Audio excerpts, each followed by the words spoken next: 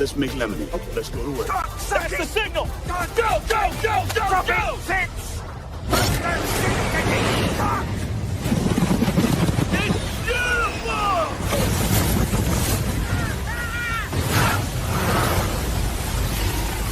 Mother Nature just pissed her pants, dude! Wake up and hit the ground running. It's The Rush, presented by Willis Auto, with Travis Justice and Ross Peterson bringing you raw, unfiltered, and unapologetic talk about sports, life, and everything else that matters. No filtered, no fluff, just The Rush.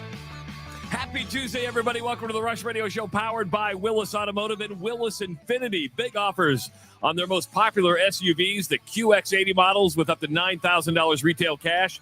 Financing as low as 0% for 36 months or 3.9% for 84 months. QX60 models with up to $6,000 off of the same great financing options. Start your buying journey at willisauto.com. If you're listening on the audio stream at therushladio.com, the Rush Radio Android app, or the TuneIn app, thank you so much. Watching on YouTube, hit that subscribe button. Give this video a like. Leave your comments in the comments section. Follow us on social media. And, of course, you can call the show at 515-517-2303. Good morning, Ross Peterson. What's up, buddy? How are you today? You know, I'm in a good mood. Me too. Mood. I got up. I didn't shower this morning, but I got dressed. I can smell you, but that's all right. Yeah. I did put deodorant on. You know, I went ahead and put the old deodorant on, and I realized as I was getting dressed, and it's taken me 56 years to figure this out. I have no shoe game, meaning. Now, people make fun of me because of my Skechers and my G-Defies. Skechers is the first giveaway. Yeah. But what I mean by no shoe game is that I only have like 3 pair of shoes, and it limits me on how I can accessorize with the rest of my outfit, right? And I'm like, oh, these shoes don't go with this outfit, but I don't have much to choose from. Yeah. You know, Trav, this is kind of like one of those conversations where I'm careful to not say I ride a bicycle, because then people go, oh, you're a biker and you have the uniform and you wear, and I go, no, that's Chris Meharry. He's a biker. I just ride a bike now and again. Yeah. I'd like to tell you I have, because I've got more shoes than a lot of guys, but I'm careful to say I'm a shoe guy because there are shoe guys. There's levels to this shit.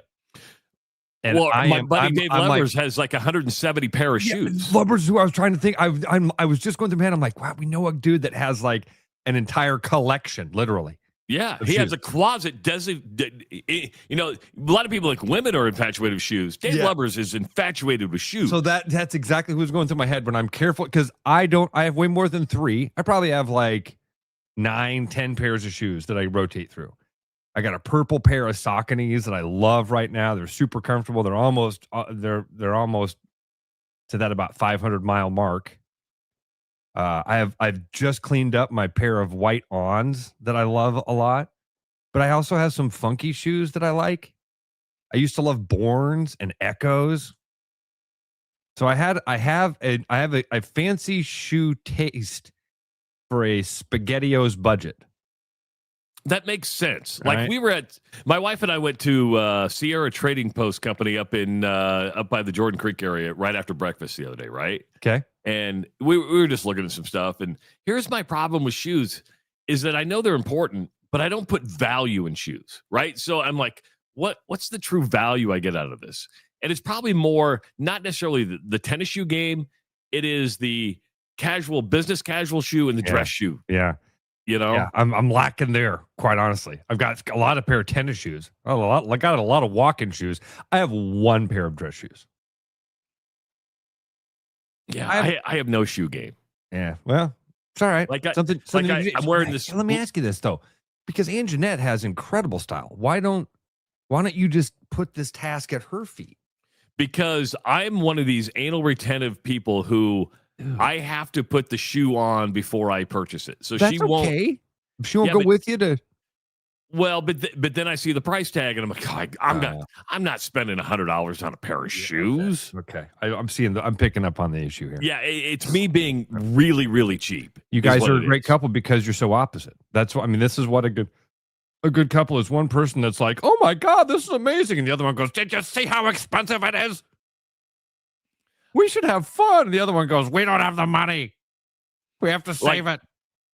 Like, we're getting ready to go on the airplane tomorrow, right? And and I've always just worn the airplane earbuds, which are crap. They're the worst. When you're flying overseas, they come by. Would you like earbuds? And you're like, yeah. So I said, hey, garbage headphones. Yeah, they're bad, really, really bad. But I said, hey, should we get a set of headphones for the trip?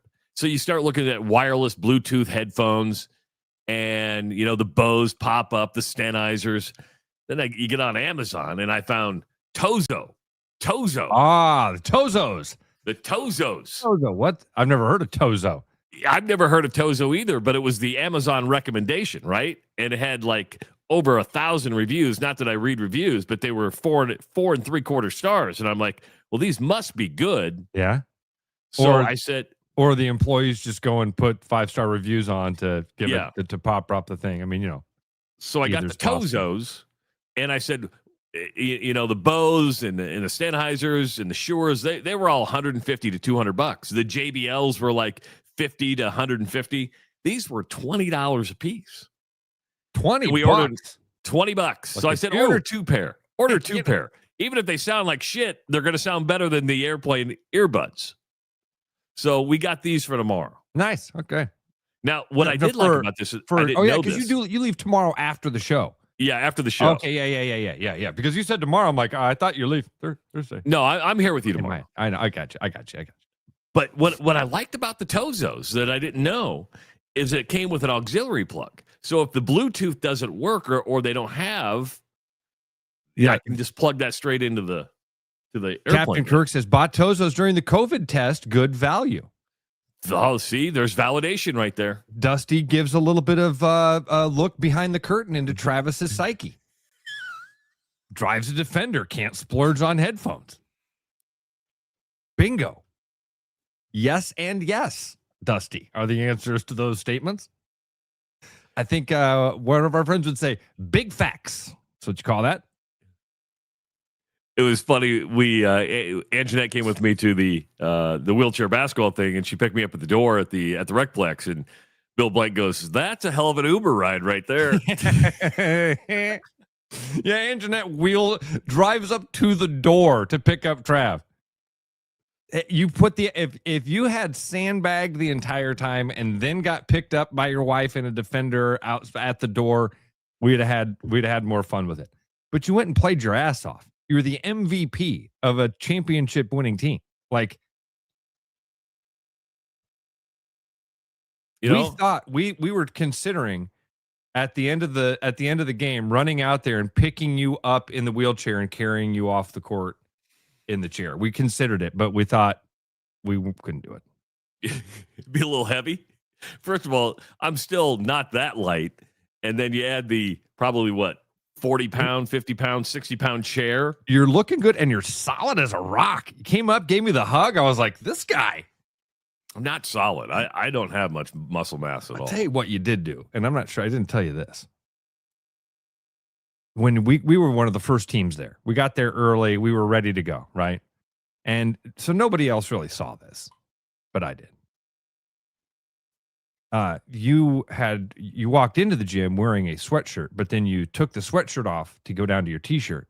And when you did that classic thing happened where your t-shirt rolls up.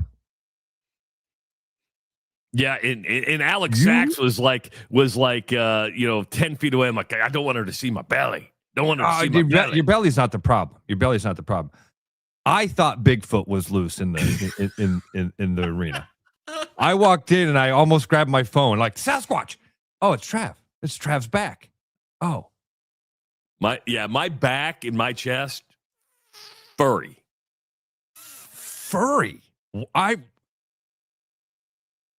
Anyway, I was like, oh, dude, Travis, holy. Did you not know I had that much hair on my back? No idea. I had no idea. And it's the thing. Seeing, you've been friends with a guy for 15 years, never seen him topless. And I've had that really since high school. So when I'm playing high school basketball and there was old, you didn't wear undershirts. You look like then. Teen Wolf, dude. Yeah, I did because I shave my shoulders now because it gets really hairy. So I'll shave up to here. But Man, when you wore like the tank top and you had the hair busting out here and in the back, I was ripe for ridicule is what it comes down to. Ripe for ridicule. Poor fella. It's all right. Yeah. I'm a big boy. I can handle the Sasquatch stuff. Big shoulders and thick skin. Yeah. Yeah. I mean, listen, there's a part of me that's like a little bit jealous. I have like, my 9 little chest hairs here. I'm like, We don't need to see. We don't need to see. We don't need to see. Sorry. Hey, do you want to go on vacation? Do you want to go to Puerto Vallarta? Do you want to go to Guadalajara? Dude, have I told so a gal I know. She had worked with my ex-wife and she's good friends with some realtors that I work with. And I'm Facebook friends with her. So I've been friends with her for a while. Awesome lady. Got a new boyfriend. Her and the boyfriend posted a couple weeks ago or posted last week, headed on vacation, that airport pic. Here's the 6 of us going, all excited. The next, a couple hours later, it's here we are on the beach. And then yesterday it was like, oh yeah, hey, by the way, we're in Puerto Vallarta. And we have been asked to basically shelter in place on the resort. She continues to post updates saying we're safe, everything's fine, we're hanging out on the resort, we're on vacation, enjoying our time. But I know a lady that is right now sheltering in place, and this is a Des Moines lady sheltering in place in Puerto Vallarta at a resort because of the what's going on there. I've got so many questions about this, and not that you would have the answers, but I just want to have this dialogue with you. Yeah, okay, yeah. And that is, there are no, like, American Airlines, United Airlines, Southwest Airlines no longer flying into Puerto Vallarta right as of this moment, right? So you can't get out of Puerto Vallarta. My question is, if you are forced to shelter in place and you can't get out of the country and you go past your time on an all-inclusive resort, do they comp your stay? So here's I'm glad we're talking about this. There is a documentary. Help me out here, okay? Maybe do some searching. I don't know how I can help, but I'll try. It's called something like The Longest Second Date. Happened during COVID, right? It did. This couple went on. It is called The Longest Third Date. Sorry. Longest Third Date, a 2023 documentary where this couple had gone on a couple dates. And for the third date, the guy was going on. He was like, hey, I found these cheap plane tickets. Do you want to fly to Puerto Vallarta? She's like, yeah, third date. Oh my God, what a great story. Well, they get there and COVID breaks out and they cannot leave. And they're stuck there for like a 70-day stay. 70 days together on their third date. And by the way, spoiler alert, they ain't married. It didn't go well. If I hit it right. Well, at least you had the 70 days to figure out you don't like one another. But you're again like stuck. Yes. Stuck. Are you stuck in paradise? Did they have to pay, or was no? Nope. It was a deal where I think the government paid for it. They didn't have to pay out of pocket for the 70 days at the private resort. So I don't know what'll happen here. I didn't know the part about the airlines, Trav. Here's what I could tell you, and I tried to pull it up.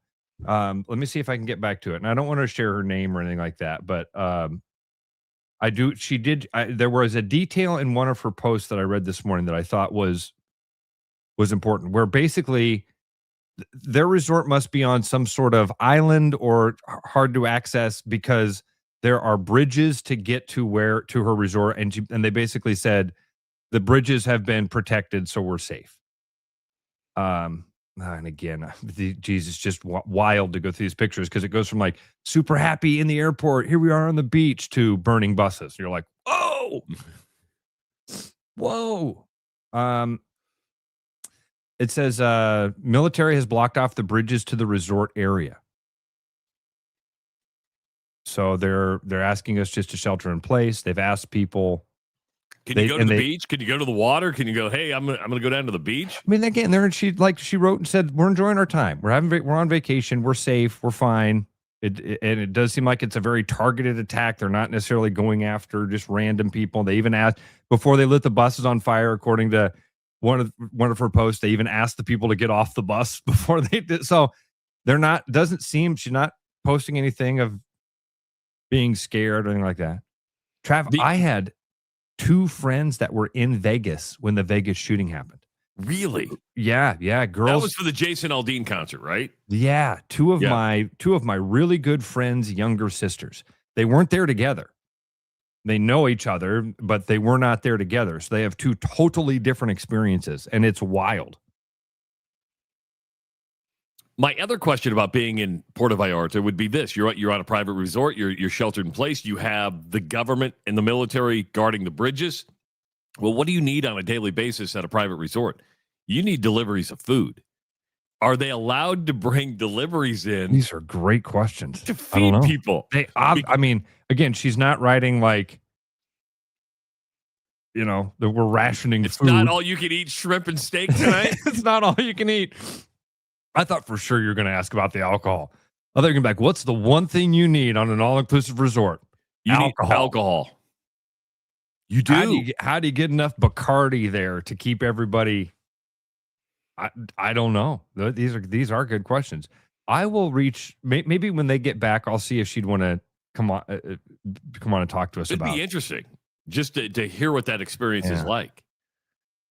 I mean, don't get me wrong. Every time I get on an airplane and leave my comfort zone, which is my studio here, I get worried. Like tomorrow, you're flying an 18-hour total trip time. You're in a different country, and you're like, what if something happens when we're over there? I don't spend a lot of time worrying about it. Like world politics, geopolitical stuff. Yeah. Because it's possible. It's very, very possible. Trav, honestly, I had not even considered that with your trip here. Now, normally Italy's fairly safe. Yeah. But I mean, you're close to a lot of stuff. But if you want to wreak havoc on something, Italy would be a place to do it because of all the UNESCO world sites and the famous church. What place isn't ripe for? That's true. That's fair. You'll be fine. You'll have a great time. I'm super jealous of you. I'm happy for you. But jealous is the wrong word. Not jealous. Don't be jealous. I'm envious of you. I'm happy for you. Gonna go over and hang out with Pat. Well, and I feel kind of like a total dick, meaning that people are like, are you excited? I'm like, I was just there 2 months ago. So it's not. That doesn't come across well. I know it doesn't come across well. I don't mean it for not to come across well, but, I was just there 2 months ago. I mean. This is my 16th or 17th overall trip. You don't have to tell people that either. Yeah. I know. And listen, I love that you have found, I get it. This is one of the examples of you and I being very different.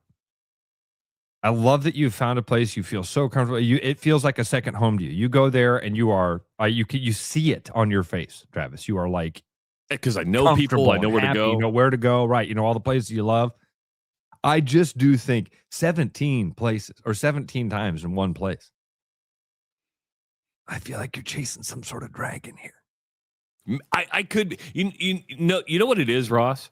It's my comfort zone. And you know how routine I am, right? And it's not that I don't like to go outside my comfort zone, but I've got this down to a science.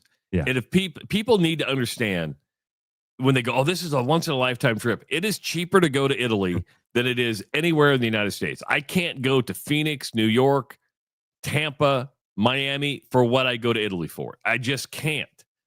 I mean, I'll be fully transparent here. We're spending 8 nights in a hotel. You get breakfast every day, plus the flight was $1,100 per person. Crazy.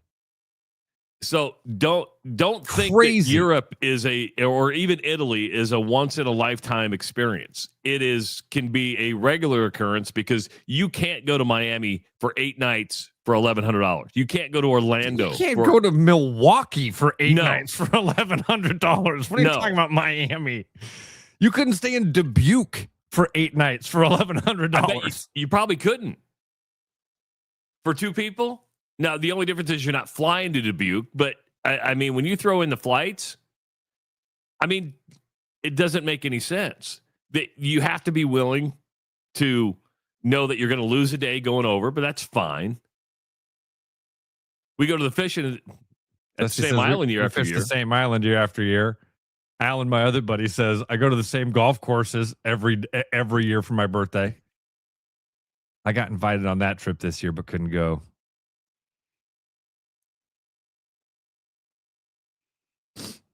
And Ryan Sean's says, right. you need to tell us how you do this. It's very simple. It's available to everybody. You have to be willing to package deals. You have to be willing to fly out on like a Tuesday or a Wednesday, come back on like a Friday. Don't travel on the weekends. It is, you just kind of got to play the game. And I will tell you that plane tickets and packages fluctuate on the online market, much like the stock market. Is that you need to get a price in your mind. You need to be willing to stay at a hotel that you've never heard of before. Now, I've got 3 that I pretty much trust that I've been at that kind of stay in that are price clean point. and safe and where they Yes. are. Right. I don't need the Ritz-Carlton. I'm a Ritz-Carlton guy. See? I do like when I go to new towns to stay in a nice hotel, but I like to stay in like the old ones, you know.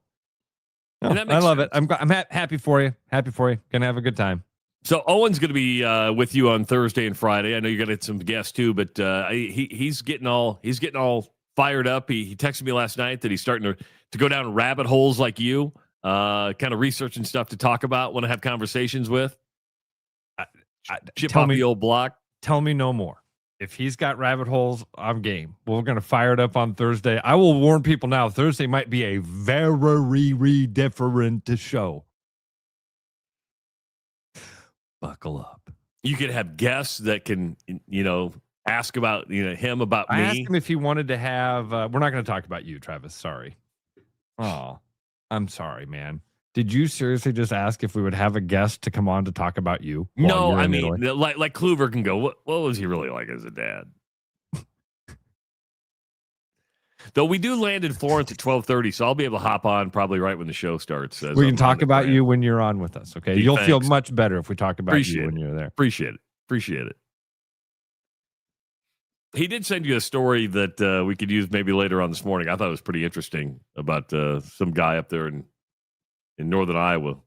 I saw this story. A guy got his truck stuck in the snow, and so he went to a nearby farm, got the tractor started, drove the farmer's tractor to his truck. This is his story, at least. Because this is in Winneshiek County, and it wasn't, I think it was a minivan. But is that what it was? Okay. Yeah, okay. In the middle of the night. Took the lawnmower tractor first, but couldn't get that. Then he went back and got the big tractor and then drove that to a buddy's house, but also took some power tools while he was in the garage. Just in case.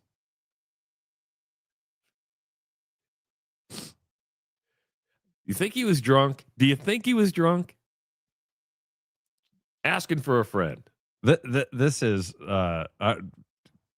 this reminds me of a story. That is such a good story. There's this family with the 4 daughters, right? Mm-hmm. And dad wakes up on Thanksgiving morning, and one of the daughters' cars is gone. He goes to the bedroom, the daughter's there, and he's like, "Hey, where's your car?" Like, huh? What do you mean? In the driveway.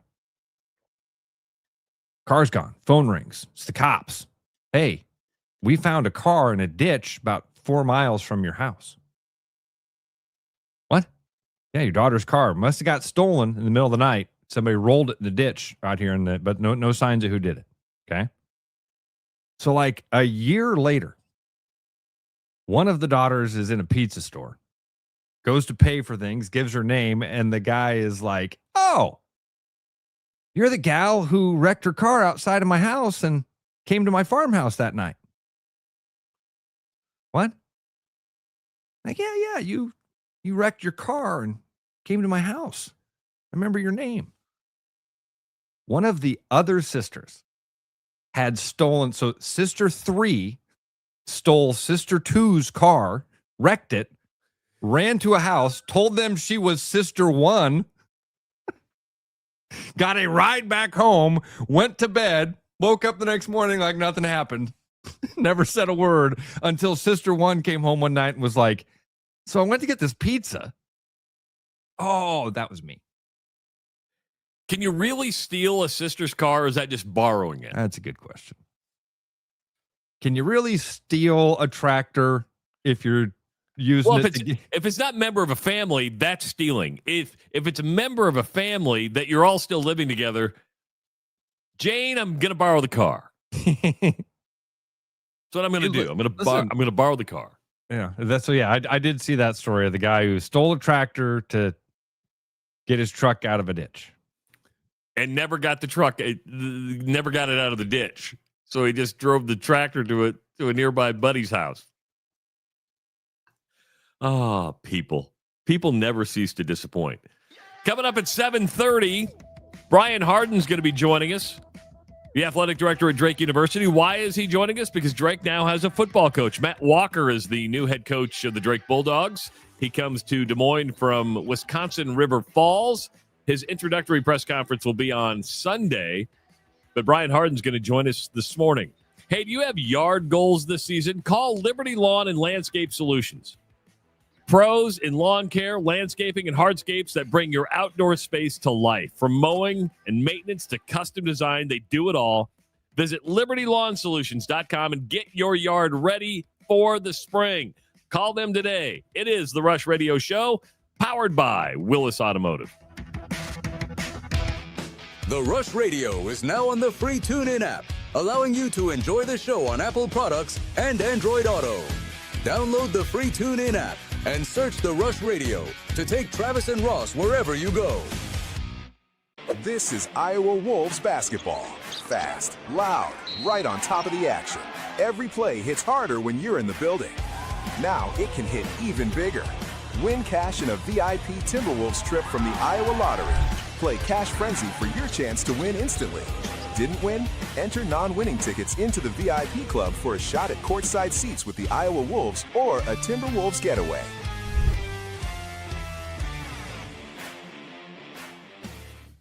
When you work with a company like Mr. Electric that goes above and beyond and makes the customer their priority, that is just a real joy to encounter these days. It was a fairly complicated project and it was intimidating. They made it look so easy and they were very professional, very clean folks. They thoroughly explain what they're going to do. It's clear that they're experienced and that they know what they're doing. Having professionals out there that can do that for me, that gives me a lot of peace of mind.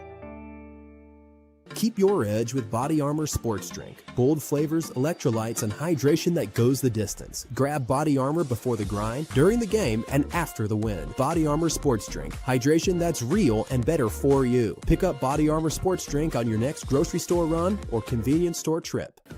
With over 260 beers on tap, El Bait Shop isn't just another craft beer bar. It's the best.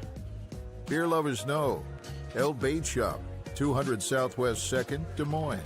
There's a new spin on casual dining near Drake University. Lucky Horse Beer and Burgers. Craveable faves, flatbreads, delicious burgers, frozen cocktails, and a crazy cool vibe. Get to Lucky Horse Beer and Burgers today. My name's Gary Presnell, and I'm a residential home mortgage banker for Northwest Bank in Des Moines Metro Market. I've been financing people's homes for over 25 years, and I'm an expert in financing VA loans, FHA loans, IFA loans, and new construction homes. This is my cat Norm. Norm knows football, but he doesn't know mortgage, and that's where I come in. There are a lot of Tom, Dick, and Norms out there doing loans.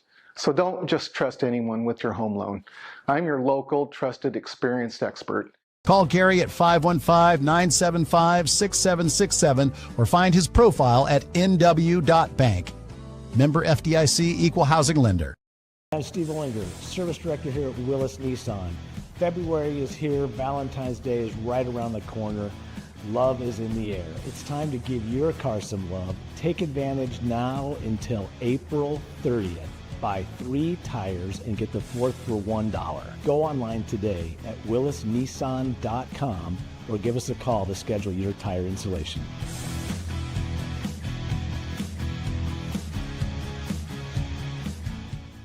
Hi, it's Noel. If you're thinking about popping the question, start with a jeweler you can trust. At Fiscus Jewelers, we offer the largest inventory in Ankeny, featuring stunning engagement rings and rare and forever natural diamonds, pre-screened with advanced technology. If you don't see exactly what you're looking for, we'll custom design it together, and our CAD drawings are always free. And when it's time to say I do, don't forget the guys. We offer the largest selection of men's wedding bands around. Fiscus Jewelers, your jeweler for life.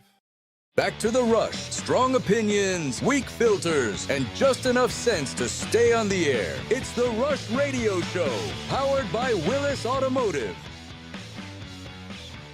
Guys, I'm talking directly to you. If you're done growing your family, a vasectomy might be the right next step. At Urology Center of Iowa, they offer no scalpel procedure designed to be simple, safe, and convenient. It's performed right here in Des Moines by specialists who focus on men's health every single day. Take control of your future with confidence. Visit uro.com. That's uro.com and schedule an appointment at Urology Center of Iowa. We see you. Welcome back to the Rush Radio Show, powered by Willis Automotive. I'm Travis Justice. He's Ross Peterson. We're here till 8 o'clock today. Did you see Brian Duax sent us a text? Yeah, Jake from Central City is scheduled to go to Puerto Vallarta tomorrow. Says probably not going to be making that trip. That would suck when you have your heart set on something. Oh, man. And if you don't have the trip insurance, I always gamble because, again, I'm cheap and I don't get the trip insurance. $90. Why would I do that? See, Dusty says that the thing about us going to the island is just like you going to Italy. But I'll admit I'm chasing a dragon. I'm trying to every time I'm like, I'm going to get a 52-inch muskie this year. Watch. And then you come home, you go, next year. Ray wants to know, he says he's coming to Des Moines for lunch. He's trying to decide between El Bait Shop and Lucky Horse. Ooh. Two different, man. It depends on the experience you want. I would say Lucky Horse. You don't have quite the diverse menu that you do if you go down to El Bait Shop and High Life. You're gonna have more beer selection and you're gonna have more food selection. But the burgers at Lucky Horse are super good. You can get the frozen old fashions at Lucky Horse, which I'm a fan of. They do have flatbreads. They've got some apps that you can't miss with either one. A lot of people on the thing say Bait Shop. And it depends on how much beer you want to drink. I know it's lunch, but you might, if you're like, I'm going to throw a couple back and you want some good variety. Remember, Bruno told us they're lowered the burger baskets at El Bait like $6 or something stupid. $6.50, I think. Either way, you can't go wrong at El Bait Shop, Lucky Horse, hell, Fong's, Empire, any full court press establishment. You can have a good lunch, good dinner, good drinks. Ross, we've talked a lot about money on this show when it comes to college athletics, and here's a shocker. When we talked about Sacramento State last week joining the MAC, you went through the details of what they're basically paying to get in. Now, they did some financial projections that make you kind of raise your eyebrows. And, when you hire a consultant and the consultant comes back and says, where did you interpret our numbers like this? Because nowhere in our report did we say X to be able to get to Y. Sacramento State, in the school's release announcing the move to the MAC, and its president, Dr. Luke Wood, in a social media post, said the theoretical economic impact over the next 5 years is this. Now, think about it. You're going from FCS to the MAC. They're not going to the Big 12. They're not going to the Big 10. They're not going to the SEC. You tell me if these numbers make sense. Okay. Athletic economic impact increases to $975 million. Like a year? No, over the 5 years. $975 million. In 5 years? Yes. National broadcast valuation grows to $675 million. This is on. That's not a part of the $975 million. The broadcast valuation is $600 million over 5 years for Sacramento State. $675 million, closer to $700 million. Game day economic revenue rises to $46 million. What's the 975? That's a good question. Because Russell Wright, the CEO of Collegiate Consulting, told CBS Sports the top line takeaway of $975 million of economic impact over 5 years is a mischaracterization of the study they provided the school. He was unaware Wood and the school would extrapolate his findings over 5 years. It is unclear to Wright where the $675 million national broadcast valuation comes from. It's unclear to a lot of us. I mean, $675 million is worth more than the MAC television rights probably over a 15-year period.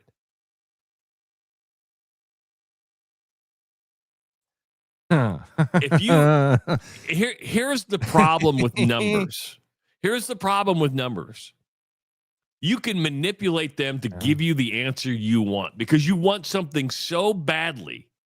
You can manipulate numbers to say, well, let's take best case scenario. The MAC has already said, hey, not only do you have to pay for our travel, but when we play midweek games in California, they're starting in Eastern time. Meaning in Sacramento, they're going to start like at 4:30 or 5:30 in the afternoon. People are even off work. They're not even letting Sacramento State play night games in Sacramento. They're playing afternoon games. You know who doesn't watch television at 4:30, 5:30 in the afternoon? Sacramento State fans? And anybody else that's a fan. You're like, I'm not even home from work yet. When Rutgers joined the Big Ten, and some of us were like, this doesn't seem to make any sense. It's like, it's all about them New York televisions. We get in those New York televisions now, and it worked. They signed an enormous media contract based on that. And now we find out 10 years down the road, it's like, oh yeah, by the way, Rutgers broke.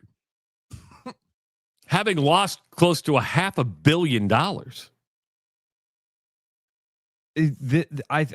So Sacramento State, like, none of this makes sense. None of it makes sense until you kind of, I think somebody pointed it out in the chat earlier, and that to kind of zoom out and realize what the chessboard looks like and what they're trying to do, and that is get to the Pac-12 in the next couple of years, probably in that next round of evolutions. Again, 5 years, right? They're going to sign up for 5 years here. They're going to pay the piper, man. But the problem is the Pac-12, even in 5 years, won't have the same valuation as the Big Ten. I agree with that, Travis. I think all this stuff's super inflated. I think all this stuff's crazy inflated. Like when you said the $970 million over 5 years, in my head, I thought that was all encompassing, all of it. Like for the MAC. For just how much is Colorado State possibly going to be worth over the next couple of years? $200 million a year is a lot of money. Because that's basically what you'd be talking about. $975 million over 5 years is essentially $200 million a year. 195, I think, is what it is. And I thought, oh, okay, I guess you move up to the MAC. How do you make $195 million a year? Maybe with the TV revenue, you don't get any of that. Well, then you had and they're also planning on $675 million additional. And then another $40 million additional.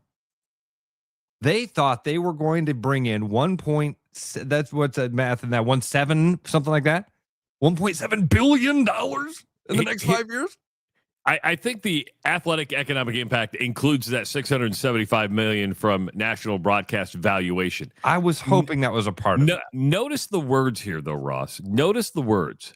Athletic economic impact increases to $975. National broadcast valuation to $675.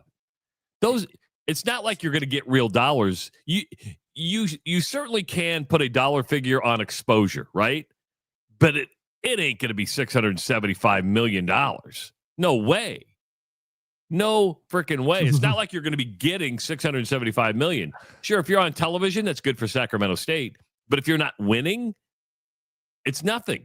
Because we can use Drake as an example. And we can have, when Brian Hardin joins us in about an hour, we can say, hey, when you make the NCAA tournament, what do you think the economic impact is for Drake? Not in real dollars that you get from the Missouri Valley Conference, but overall exposure. What do you think that number is? That's a good question. Because we know enrollment goes up. When you and I beat Kansas that one year, they were flooded with people to go to school there. So you can put a dollar figure on it, but $675 million? $975 million of economic impact. What a fascinating thing to try to figure out. You got to get a couple Brad Heinrichs in a room to get a number together like that. What's the economic impact going to be of us switching conferences? Not starting football. Now, what if we build a stadium and how are we going to? No, switching conferences could have a $200 million a year impact on us. Dude, something ain't right. I feel like I've walked into a get and go. Never mind.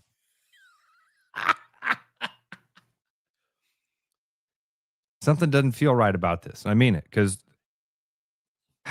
Travis, I'm again just thinking of the world of college sports. Explain to me how they could possibly have thought that was the case when we hear about other institutions with bigger contracts going that are upside down or they're losing money every year. How in the span of a month did we hear a story about one institution on one side of the country is losing $1 billion, $500 million trying to keep up with the Joneses, whereas another institution on the other side in a state that's broke, in a state where taxes are crazy, none of this makes sense to me. I'm dumb. I'm a dummy. It's funny math. I mean, somebody put it earlier in the chat. It's California math. It makes zero sense. And, as much as we like to talk about coaches need to have like KPIs to where they're held accountable when they have contracts, these school presidents and athletic directors, they need to be held responsible when it comes to spending, debt, and overselling something. If I'm a regent or whatever they have in California as part of the California State University system, you got to look at this and go, these numbers don't add up. No matter how you spend it, and don't sell impact to me. I need real dollars. I need actual figures. Economic impact. What does that mean? That the restaurants get busier? That's part of it. That's all part of the math. But you're right, Travis. And somebody told where I thought you were going to go with this, Trav, was that one of the things that we had apparently missed, and I have not fact checked this, but I'll repeat it as though it is fact. One of the things that somebody wrote to me was, hey, one of the things you missed in that Sacramento State story is Shaquille O'Neal. Apparently, Shaq is like not necessarily their Mark Cuban, but Shaq doing well. Not sure if you've heard. Shaq's doing okay. And I've heard that one of his kids is playing there or a part of it. And again, didn't fact check any of this. Somebody just wrote to me and said, hey, there's a Shaq angle to this. He's going to fund a lot of their.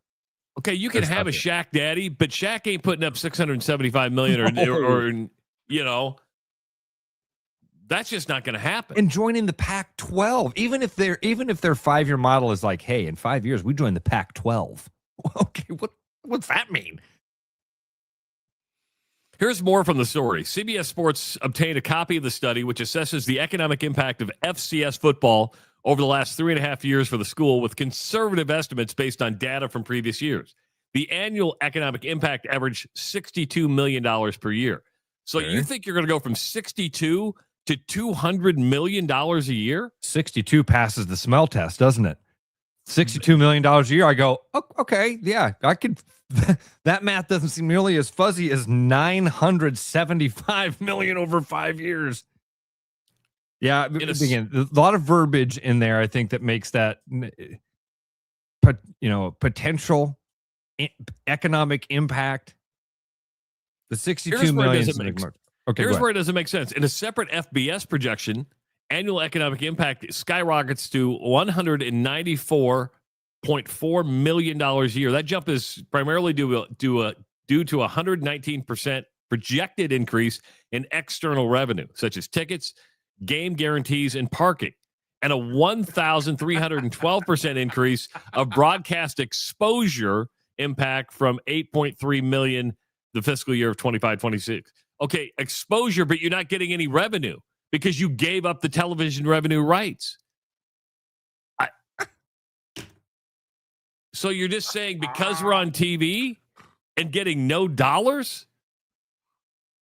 No, they also said, don't forget, our teams are so shitty that other schools are going to pay us $1 million to show up. Don't forget about that. We're going to get game revenues by just showing up because teams are going to pay us to come and take an ass whooping. So we'll get that money. And then don't forget, once we start getting people here, we can squeeze them. We can raise ticket prices and start to charge them $45 to park their vehicles. And you got the money starts to print itself. How do you get people to come to your games, Ross? Got to win. You got to win. Be exciting. It's got to be. You got to win. It's got to be fun. There's a huge formula to it. Because if you're not winning, people are going, hey, I used to pay $15 a ticket. I'm not paying $40 a ticket to watch a team lose. And oh my God, Miami of Ohio is coming to town. Whoa. Hey guys, you hear Buffalo's coming?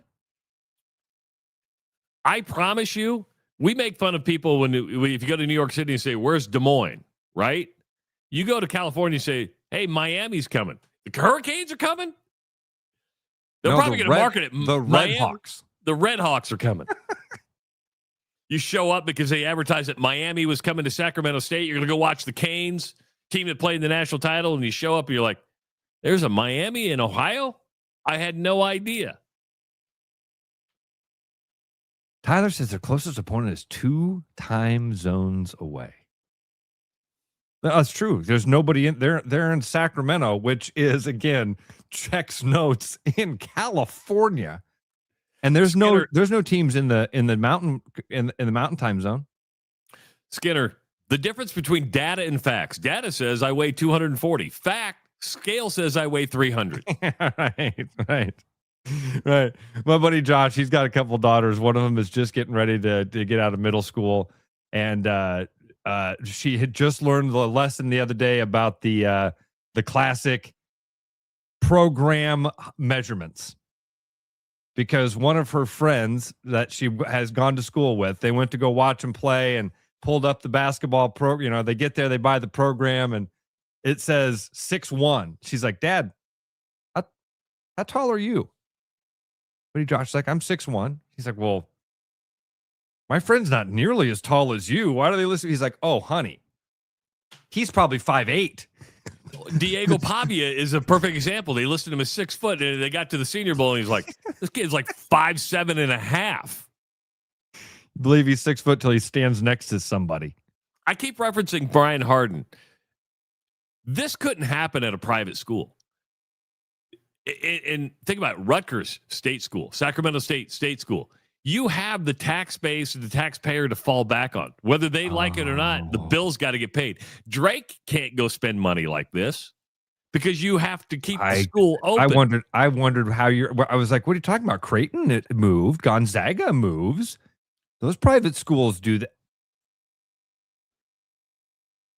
Do you understand what I'm saying? Totally. It took me a minute. Yeah. Because again, I'm kind of dumb. No, you're not. You're one of the smartest men I know. It's because I dropped out of community college. That's why I'm so smart. But when it comes to keeping the doors open, don't forget, I was a JV debater in high school. So, I mean, if this MAC experiment does not turn out in the first 5 years, Travis, I promise you, they have no. I shouldn't say I promise. My view on this is they don't have any long-term aspirations to be in the MAC. Their eyes are solely on being in the Pac-12. They've agreed to bite a major bullet here for 5 years, swallowing a lot of travel expenses and stuff like that. And then they're bolting. They're going to join the Pac-12. And that seems to me to be the writing on the wall. Their NIL's name is the SAC-12. I don't think they like. I'm not even sure what success inside the MAC would look like right now to Sacramento State. If you sat down with them and said, "What are you guys hoping to get out of these next 5 years?" They're going to say, "Out of here." Not to be a part of this group. The Pac-12 may be saying, "Hey, we may take you, but you better be good in 5 years. Because if you're not a good football team and can't add value to said league, you add nothing." Do they have to be? I'm genuine question. Do they have to be good to add value to the league? I mean, I'm sure there has to be other stuff like with where they are right now. Do they have the facilities to be? I don't know anything about Sacramento State. Nothing. I didn't know it existed until like a year ago. So I can't speak with any authority on where. I just have to assume they got a lot of hurdles to get through before they're in that. Or am I overthinking what the Pac-12? That probably part of that. Probably overthinking what the current state of the Pac-12 is. Because the Pac-12 has to rebuild its brand. It has to establish itself as a major player. Yeah, and it wants to be a major player. I just don't know how good they have to be invited to the party.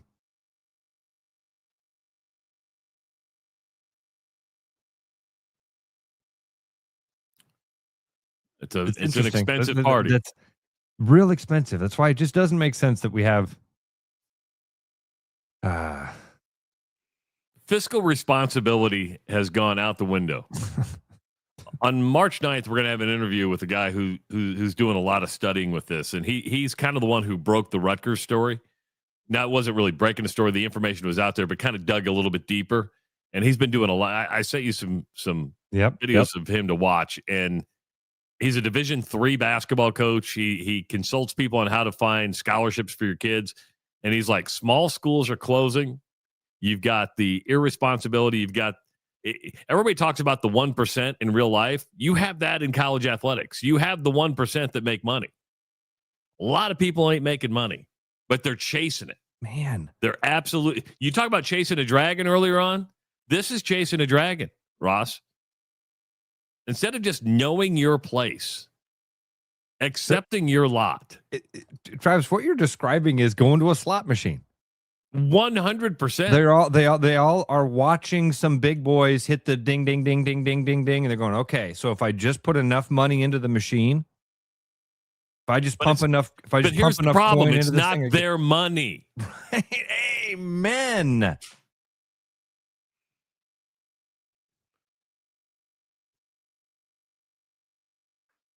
It baffles me. There's so much shit that baffles me right now. And the sad thing is we probably know a fraction of it. Oh, an absolute fraction. Right. 1/100th. 1/100th of what we would like to know or couldn't have. Maybe we don't. I don't know. How about them Bears? I mean, you want to go to Sacramento State. What's your goal here? Do you think you're going to be UCLA? Do you think you're going to be Cal? Hell, do you think you're even going to be Fresno State? And Trav, what if their answer is yes? Why not? Yes. That's exactly what we think we're going to be. Don't you go, good luck? It seems pretty obvious to me that that's what their goal is because of what they've agreed to take on here for a couple years, because none of that financially makes any sense. I love the fact it's just I just am convinced we're I know I sound crazy. I know I sound like a conspiracy theorist when I say this. I just am convinced we're being lied to about the money a lot of times. It's shocking how all of a sudden Jerome Tang, they need $18 million. They could wait a couple months, just lose a few more basketball games and save $3 million. No. I guess they fired him with cause. Well, right? that's not going to hold up. So like none of this makes sense, man. How all of a sudden it's just like the money's there. That's my favorite line of that is, hey, guys, don't worry. You're forgetting about the fact that we're going to get paid to play football games, and then we can raise ticket prices and parking once we're in a different conference. Like you said, what a great sell. Folks, please come out on Saturday and pay your $45 to park and your $50 per ticket. Just costs $250 for you and the family to walk in the door to watch Sacramento State and Toledo. You haven't watched football until you've watched the Rockets and the Hornets.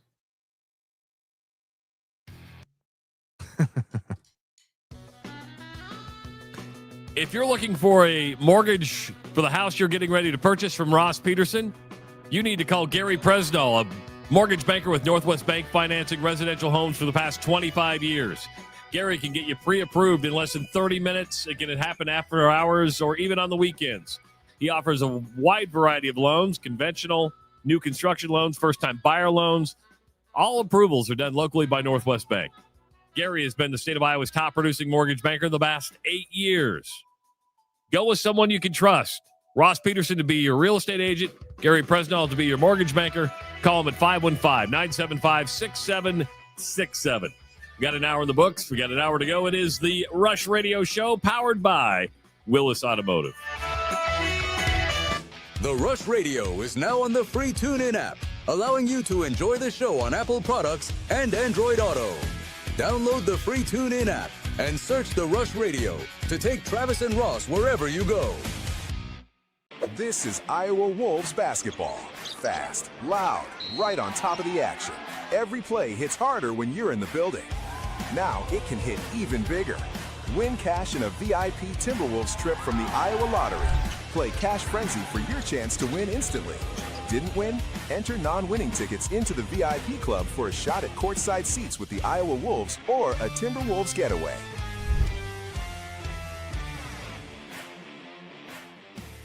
At Iowa Floor Covering, we believe great floors start with great service. Whether you're looking for a plush carpet, durable LVP, timeless hardwood, stylish laminate, or beautiful tile, including custom tile showers, we'll help you find the perfect fit.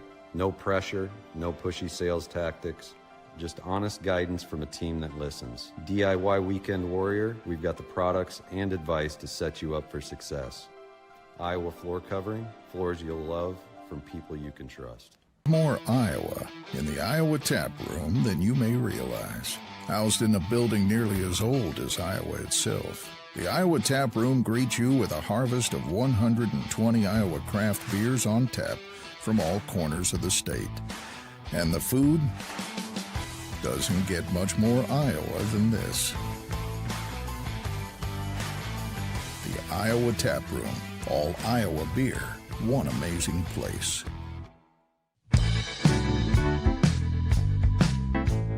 There's always something new at Fong's Pizza and an ever-changing menu of tiki drinks. Or try our new noodle dishes alongside your favorite slice. It's all happening at the new Fong's in the East Village. Thinking about buying a home? Get pre-approved in 30 minutes with Gary Presnell at Northwest Bank in Des Moines. Gary offers first-time home buyers programs, VA, FHA, IFA, and conventional loans. Call Gary at 515-975-6767 or find his profile at nw.bank. Member FDIC Equal Housing Lender. Start spreading the news, 'cause it's time to buy booze, and there's only one place to be. You can see all your friends, the good times never end, unless you're just loitering.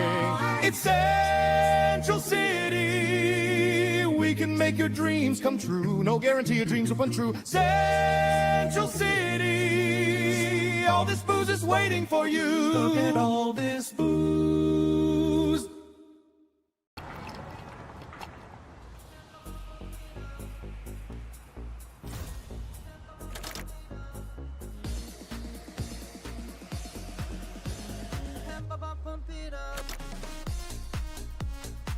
fuel choice that even rivals can agree on?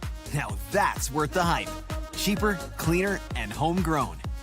Pump it up with unleaded 88.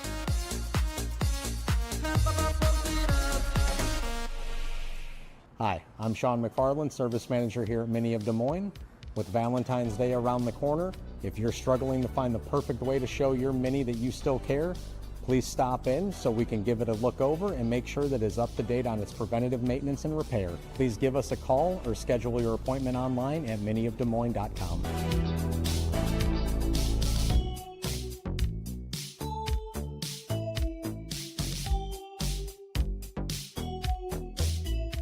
The following advertisement is for people who like to save money. Do you or a loved one suffer from chronic overspending, getting less but paying more? Then you may have a case of big HVAC. Now is the time to try Priority One. We set our own prices, which means you pay for what you need, not for anything else. And if you need a heating service or new furnace, now is the time to try Priority One.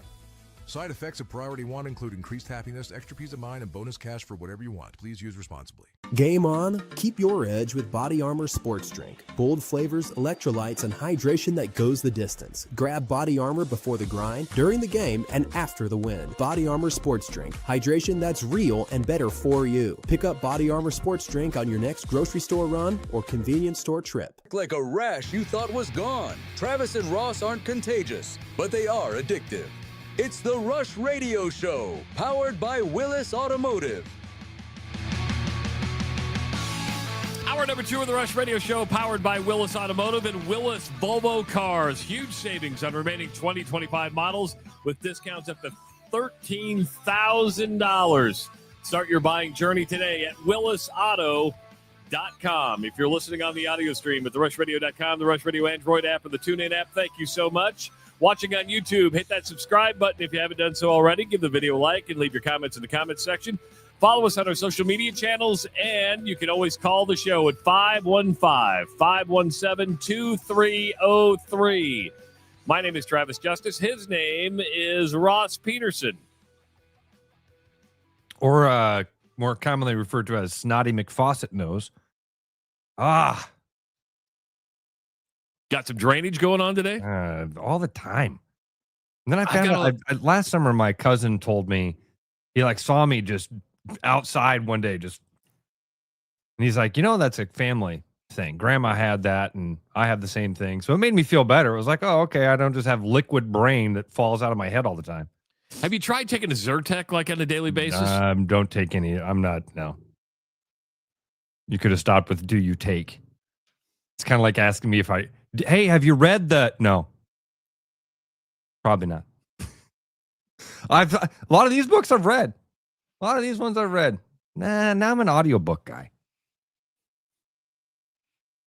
Just saying, a daily Zyrtec may not be a bad deal. You might have some allergies you're unaware of.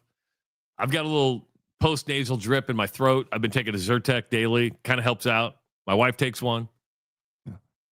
You don't like pharmaceuticals. I've done drugs that gave me the post-nasal drip. Yeah, that's in a white powder form. I don't know. Coming up at 7:30, Brian Hardin, athletic director from Drake University, scheduled to join us. He'll be talking about the new football coach at Drake. Matt Walker's been hired. Of course, you got Iowa State basketball tonight, Ross. And I don't know if I was surprised, but they didn't look at the BYU loss as a detriment because they moved up to number 4 in the college basketball poll, the Associated Press poll. They're number 5 in the coaches poll. But usually after losing, you drop, right? I mean, it's just the natural progression. They actually moved up 2 spots in the AP poll, losing to BYU. Now, they beat Houston. That's a significant win. But usually you'll stay the same or you'll drop a spot. Oh, no. Those pre-NCAA tournament rankings come out, and they were a top 4 seed, and they moved Iowa State up to number 4. Were you surprised they made a jump? Yes, I was surprised until you start to factor in all the things that happened around it. I mean, we talked about it yesterday, Travis. 6 of the top 10 or 12 teams 16. lost. What's that? It was 6 of the top 16. Top of the top seeds. Of the top 16 seeds. Yeah, lost. Yeah, thank you for that correction. That's so that's a part of it, that you had a lot of those teams lose. There's so much other math that happens on a given weekend now with the RPIs and the strength of schedules. I don't know what the Kansas win over, or I'm sorry, the Cincinnati win over Kansas did like an Iowa State's RPI strength of schedule type of stuff. I was surprised because it is, you lose a game you don't expect to move up, but beat Houston. A lot of other teams lost. I don't understand all the other math and things that happen in there, so it kind of makes sense. I think, again, broken record of Iowa State just continues to prove, and this stuff just shows they're one of those elite teams that are being considered as one of the best teams in the country. That's all fantastic. Tonight, they take on Utah. They are an 11.5-point favorite tonight. If you use the ESPN prediction indicator, they have a 90.1% chance of winning this basketball game. Utah is not good, 2-12 in the Big 12. You have a team that's 10-17 overall. So the one thing you can't afford is a flub up here. You need to get out of Utah with a win tonight. This would be a bad loss. Yes. Yep. This would be a bad. We always talk about, winning on the road's hard. This would be a bad loss. You're supposed to win this game. I'm not a gambler, but that 11 even seems a little light. I think seems like one of those games where Iowa State's a much better team than them, and I could see this being a 10-point game at halftime and a 15, 20-point game by the end of it. Ray put it in the chat, and I was getting ready just to get to this, and that is Houston lost again last night. The Cougars have lost 3 straight games. Now, it's been murderer's row for Houston. They got beat by Iowa State, they got beat by Arizona, and they got beat by Kansas. I mean, talk about a 3-game stretch that is just absolutely nasty. And Iowa State's on they got a pretty good stretch coming up as well. But Houston, you're like, okay, you got to play at Iowa State. You play at home against the number 1 team in the country, or one that has one been. of them. Yeah. And then you go to maybe the toughest place in college basketball to play. And then you go, right. You go to one of the top teams in the country, and then you play against one of the top teams in the country. Welcome to the Big 12. They were up on Kansas, I think, by 7, and then Kansas ended the first half on an 11-0 run. And then early in the second half went on a 12-0 run. Never looked back. Kansas got the win over Houston in a double-digit figure.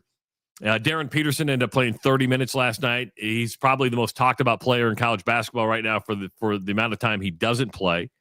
But 30 minutes is a good minute number. He had 14 points last night. Didn't lead Kansas in scoring, but that he's just going to be the most talked about guy. But I think when you look at, because Kansas just got beat at home by Cincinnati, got drilled. Then you turn around and beat Houston.